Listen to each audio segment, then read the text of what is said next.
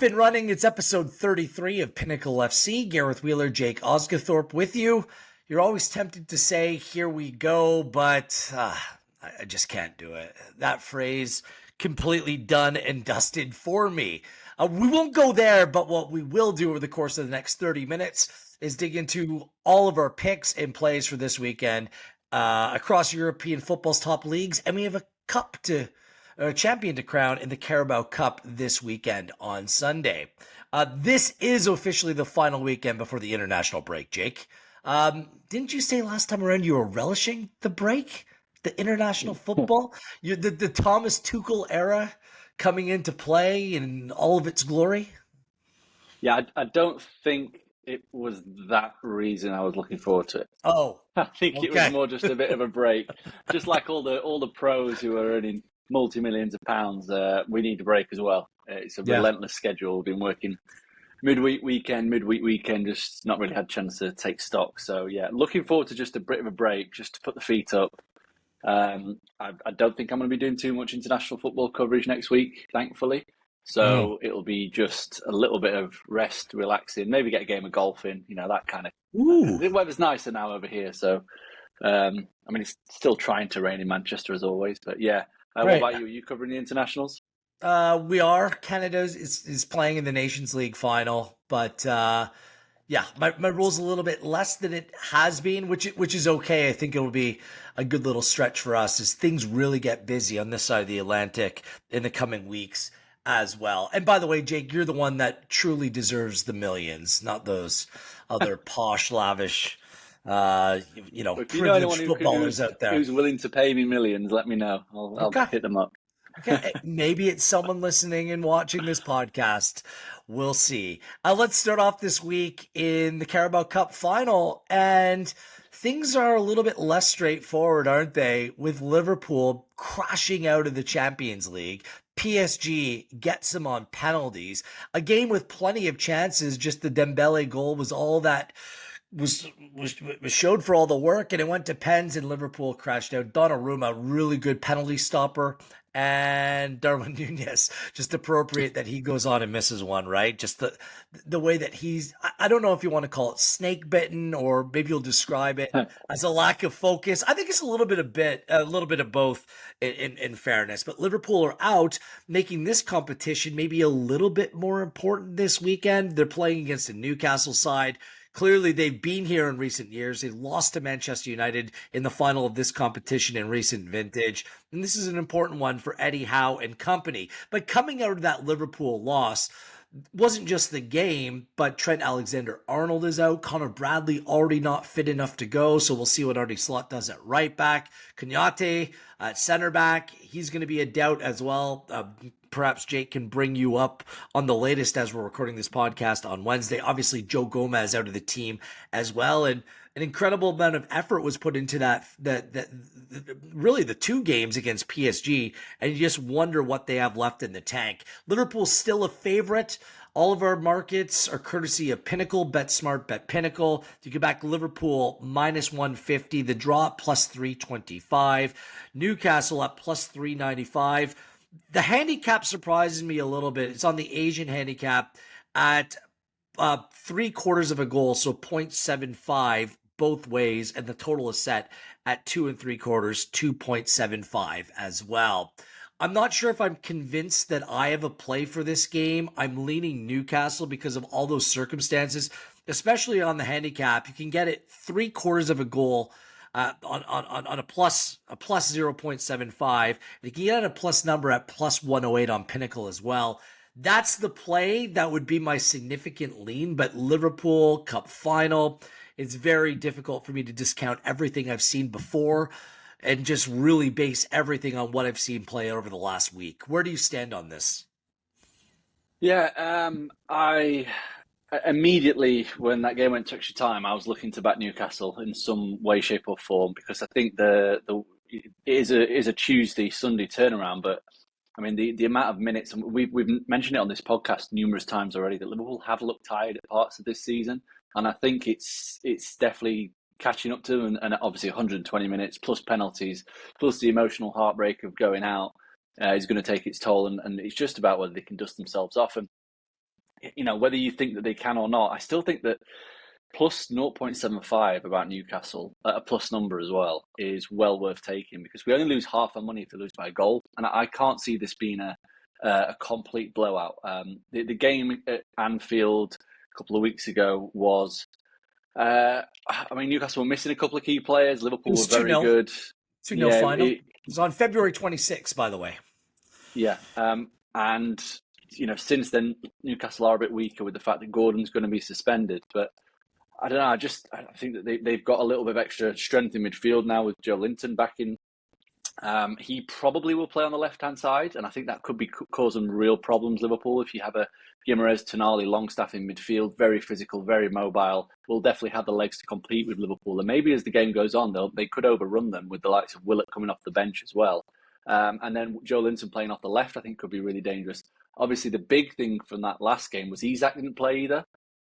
He's fit and he's ready to go for this weekend, and that could be a huge difference. So, I think the markets have probably not reacted enough to the midweek. I think, as you said, Trent is more of a doubt than Konate for the game. Konate was supposedly just a bit tired as opposed to an injury. Trent was more of an injury, so he could be a doubt, which means that Quansah obviously plays, which again weakens Liverpool. So, I think that there's a lot in Newcastle's favour. And I don't know what you thought about just watching that game last night, obviously recording this on a Wednesday. It just felt like Liverpool were a bit of a one-trick pony. It was just get the ball and pass it to Salah, and then let's hope he does something. And I thought they had a bit more to them than that. But in the biggest game of the season so far, that's all they did, was just feed Salah the ball, which is fair enough. He's one of your better players. But PSG were aware that was going to happen. So they were, Nuno Mendes is a good left back in terms of man marking. So I was very surprised in terms of the tactics. But I think Livramento is going to have to play left back for Newcastle. He's a good man marking fullback. Obviously, usually plays on the right, but Lewis Hall's out injured. So I do think there's a lot in Newcastle's favour. I definitely will be looking at taking Newcastle on the handicap. But my favourite bet of the game is taking the under. How many cup finals have we seen in recent memory that have gone, 1-0? 0-0 even, 2-0. It tends to be, especially at Wembley, it tends to be every most final. Most of Liverpool Chelsea too, by the way. Yeah, that's true. Yeah, well, I think the United City one last season was a 2-0, and 2-1. 2-1. Was it 2-1 to City get a late? Yeah, 2-1. Yeah. But Newcastle, when they played United in the Carabao, was 2-0. 2-0. So I think the low scoring defense is definitely going to be on top, and like I said, I think Liverpool looks a little bit toothless at times in midweek. They had moments, but not enough of them. And Newcastle looks very, very strong defensively on Monday, granted against a Leicester attacking team. But I just think that they're going to be fitter, they're going to be fresher, and I think that's going to be huge. I was going to mention the only thing I'll add to this, and the Newcastle lean on the handicap would be the only play I'd consider making. But Liverpool have played to the under in 4 or 5, and it extends well out from there.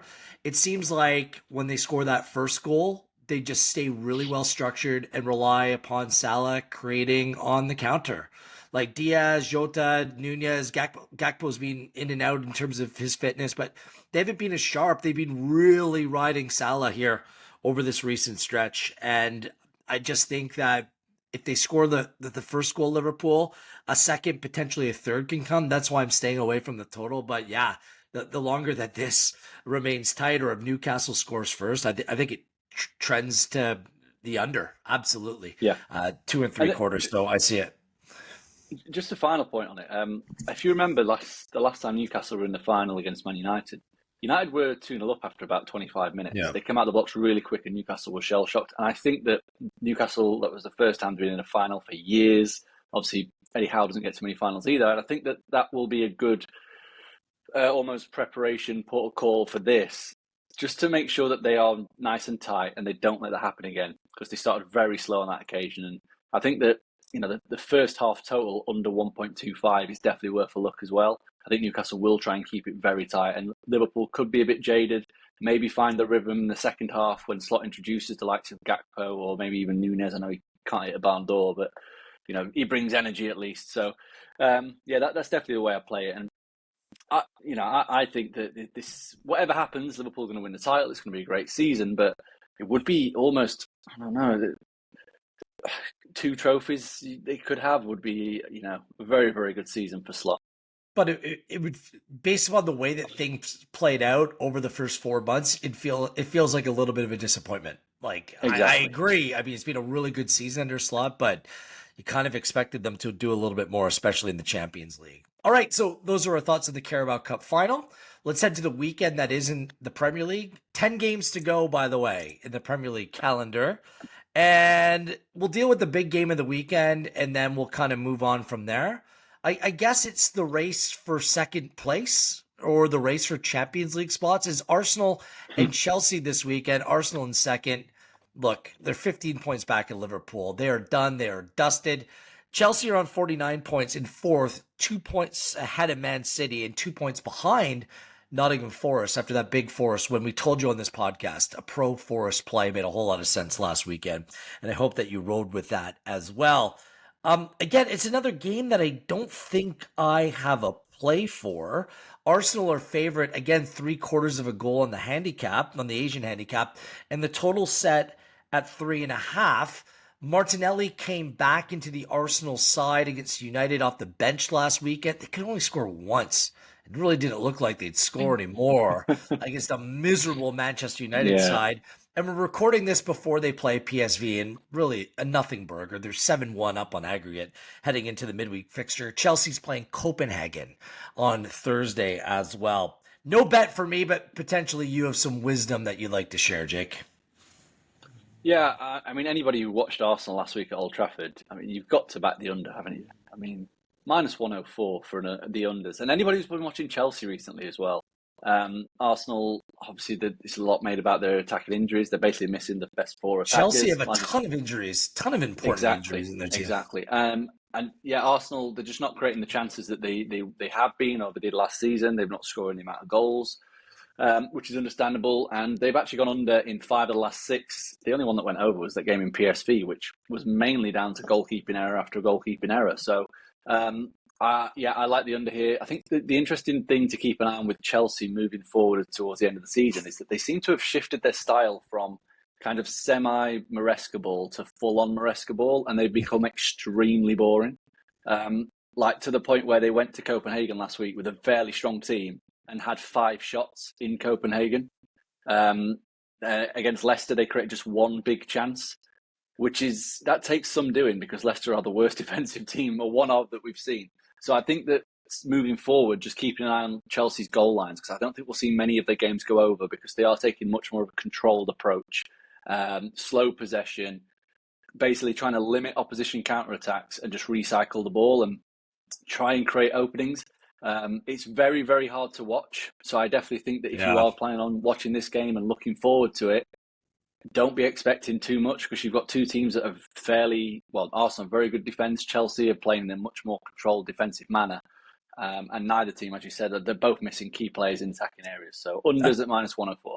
If I'm a City fan, I'm thinking top 4 is definitely achievable, despite the setback last week, because this Chelsea team, like 3 wins in a row, Leicester City, Copenhagen, Southampton. Other than that, it's just Sancho's on the field. I wouldn't consider him playing because he's absolutely invisible. I mean, yeah. So, and all their attacking talent or depth is just out through injury. So they have some real issues coming home, but I have no confidence in Arsenal either. So, stay away from me. What else in the Premier League's catching your eye this weekend, Jake?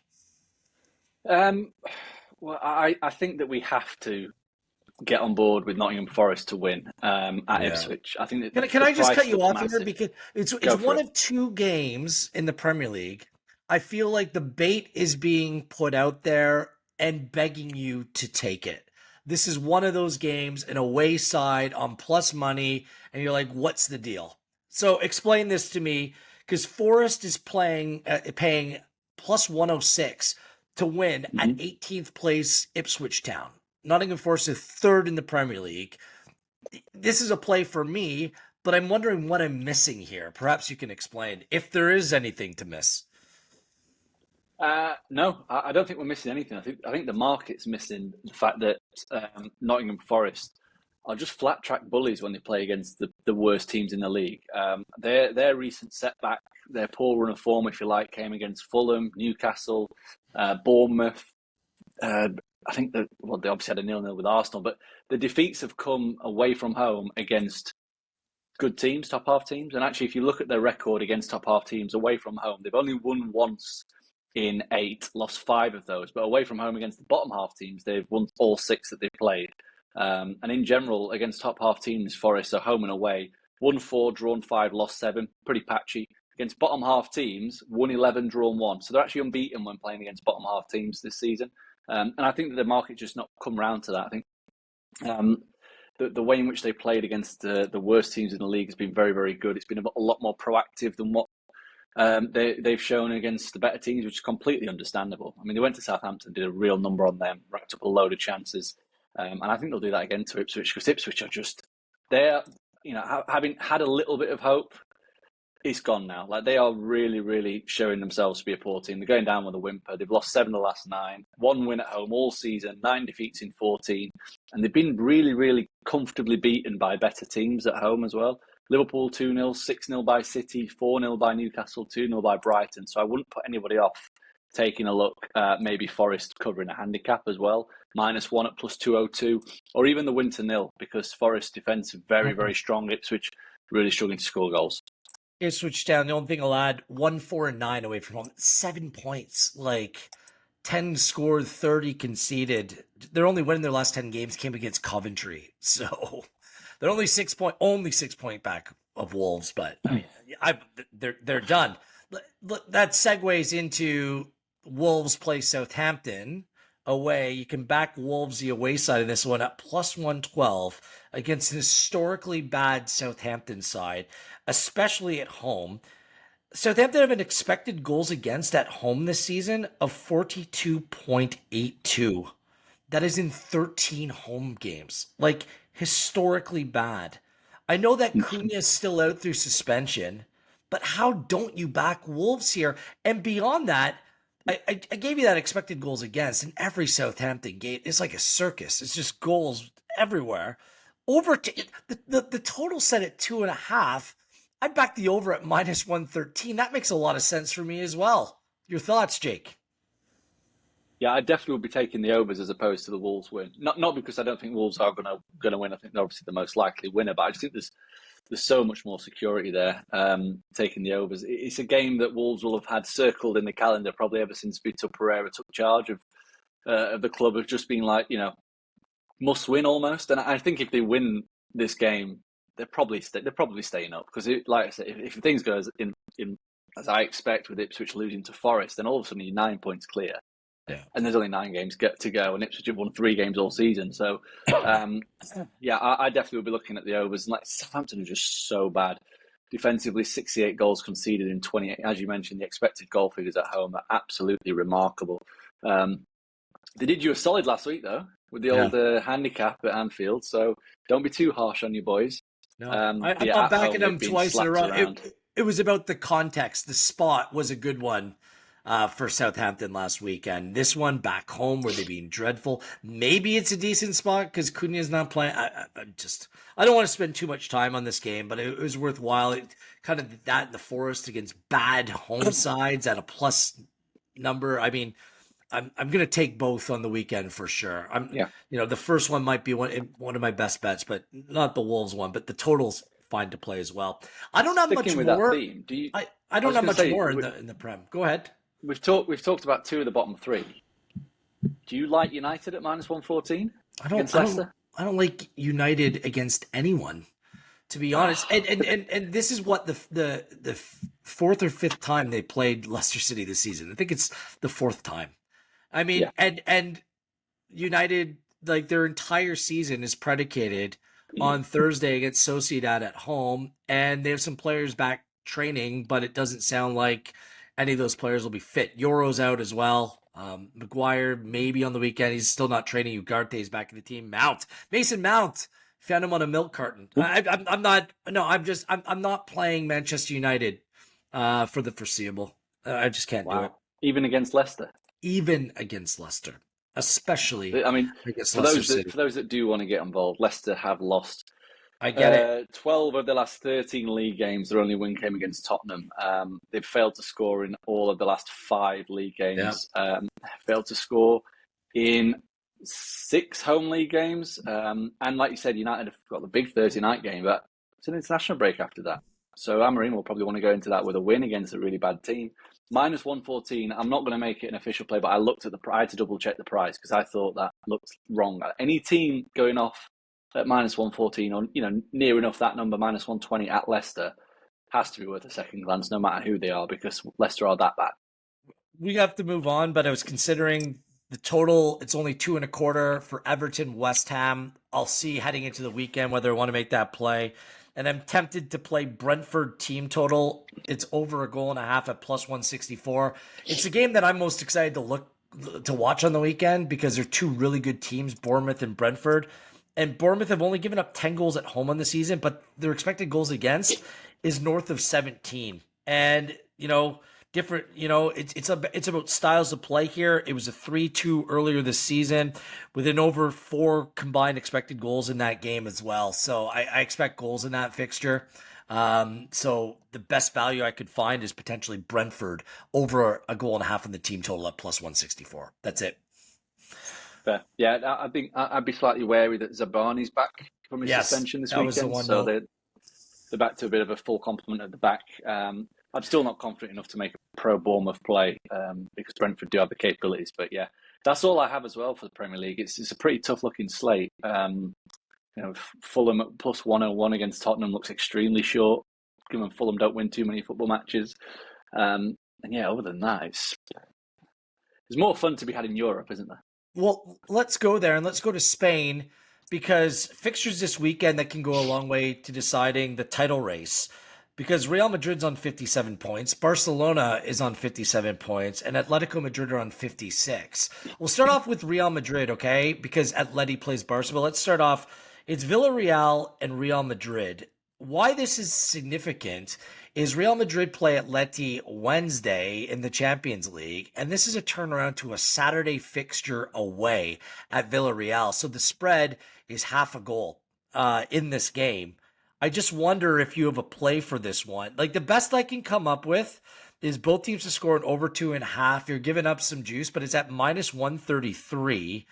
Both teams to score an over 2.5 is played in 5 of their last 6 meetings with one another. Villarreal, 28 goals scored in 12 home games, but they've conceded 19 at home, and their expected goals against is just 14th best at home in La Liga. And Real Madrid, we know their strengths, but they're 6-5-3 away from home with 24-14, and they have a 16.53 expected goals against, which isn't great either. So perhaps a quick turnaround means there could be some goals in this game. That would be my lean, but that's all I have. But it's consequential. It's a Wednesday, Saturday. That's tough for Real Madrid. Yeah, big time. I'm quite happy to oppose them, actually. The handicap, we're getting half a goal, Villarreal minus 114. It's a kind of angle that I took when Real Madrid played Osasuna after, I think it was one of the Man City games. I think whenever Madrid play away from home following a Champions League game, we have to look to oppose them. So far this season, if you look at the games after Champions League, they've won 7, drawn 2, lost 2. But if you just look at the away games, they've won just once, drawn twice, and lost once. And those games came against Espanyol, Osasuna, Valladolid, who were all in the bottom 6, and Rayo Vallecano, who I don't think are, not the best team. So Villarreal, I would put above all of those. So this is the toughest away game they're going to have after a Champions League game. And if they play in the same manner that they have done, then I think that Villarreal are going to get at least a point, which would see us get some money. And as you said, the defensive process is a bit of a concern, but Villarreal, they've only lost twice at home all season. That one was against Barcelona, one was against Real Betis, and as you mentioned, Madrid are shaky away from home, full stop. Whether we look at Champions League, post-Champions League games or not, they failed to win 57% of their away matches. So I was quite happy to just get against them, to be honest. I think, and as you said, the turnaround is really short. It's not in their favour. Villarreal have had a nice free week to prepare, and they have the tools to really get after Madrid and cause them some problems. Let's see how that plays out. The marquee fixture, with all due respect to that game, which is consequential, is Atletico Madrid and Barcelona, because the games they played this year have been absolutely cracking. 4-4 in Copa del Rey, Sorloth 90+3. Atletico Madrid beat Barcelona 2-1 earlier this season. Sorloth 90+6 winner in that game. Barcelona, 6 wins from 6 in their last 6 in La Liga, 19-2 over the process. Rafinha said it after they qualified, smashed Benfica in the Champions League. They think they can beat anyone right now. Atletico Madrid play the Champions League on Wednesday, and they're just 3-2-1 in their last 6 in La Liga, and 9th in expected points over that span. How are you looking at this one, Jake, this weekend? Because this can go a long way to deciding who is the La Liga winner this season. Yeah, lightning can't strike thrice. Is that a word? Can't strike 3 times. Surely, Barcelona have been absolutely killed by Atletico twice with 2 very late goals, and both matches they've been absolutely dominant. So across the 2 games they've played, they've won the XG battle 6.3 to 2.1, but somehow lost the goals battle 6-5. I think that we should trust them again, trust them to get a result. I'm happy to take them on the handicap at minus 0.25, which gives us a half loss if they don't win the game. It's just based on the fact that Barca are the best away team in the league. Scored 14 more goals than anyone else, won 9 of their 14. They've had the extra rest, played early on Tuesday in a very comfortable game against Benfica, as opposed to Atletico Madrid, who I think it's fair to say on Wednesday will have a much more physically, emotionally, mentally draining game against Real Madrid.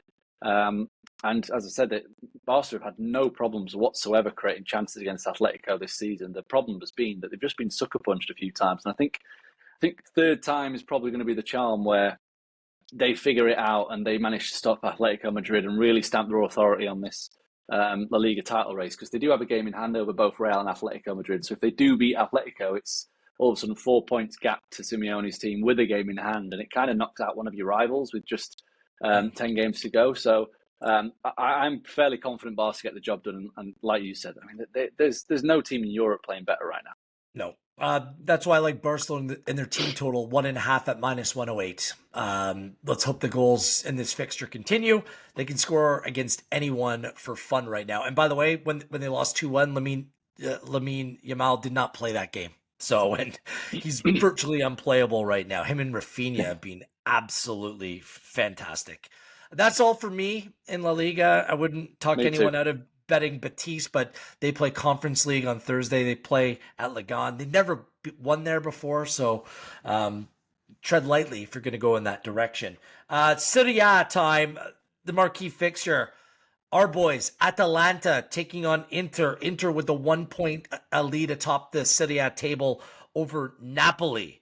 Atalanta, since they got knocked out of the Champions League, man, they're on fire. They won 4-0 last week against Juventus, and Inter's just played midweek against PSV, and they've been wobbling just a little bit. There's something about this side that's lacking conviction. DeMarco, Darmian are out. I should mention that Lautaro Martinez and Barella didn't play midweek for Inter. They were both rested, both available off the bench.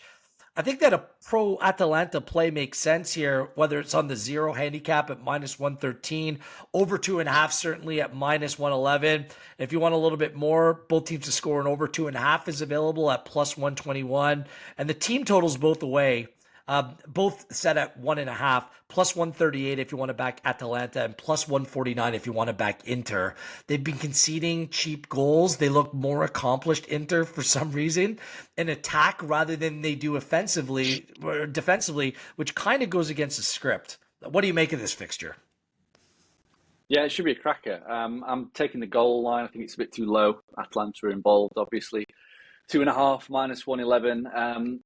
Just based on the raw data, it's a cracking bet. The 2 of the top 3 teams in Serie A for going over 2.5 this season, both gone over in 17 and 28.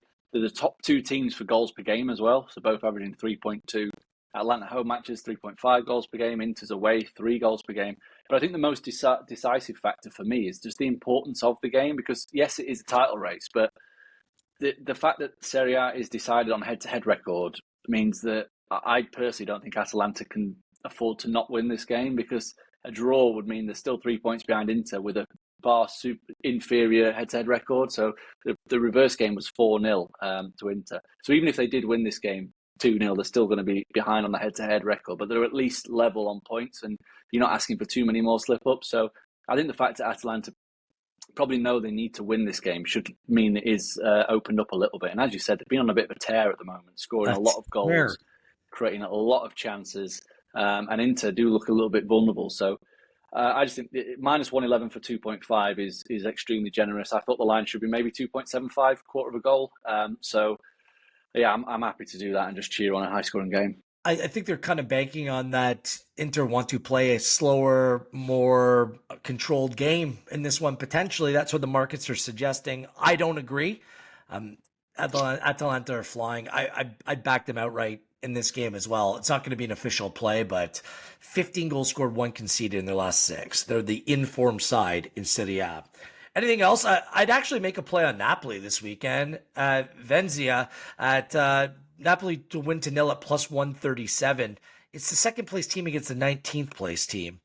And the home side, 0-3-2 at home in 2025 and just 2 goals scored.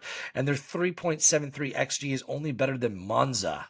So they scored 1 goal in their last 5 games. And if you want like context, both Inter and Roma won 1-0 there as well. And Napoli haven't had a clean sheet in 8. I think they're due. They've given up 7 goals over the last 5, but their expected goals against is just 3.3. They're not giving up chances. That's the best over that span, despite conceding. So, and Napoli beat them 1-0 this season and 2-0 twice last year. So Napoli to nil at plus 137. It's going to make my top 3 bets of the week. Anything else in Serie A? Yeah, I'm just going to back Udinese to win at minus 131. It may seem a little bit on the short side, but I think it's huge value. Udinese have won 7 of 14 at home this season. They've won 6 of 6 against the bottom 8 at home, which I think is kind of just highlights the division in the top and the bottom of Serie A. I think there's a big gulf between them.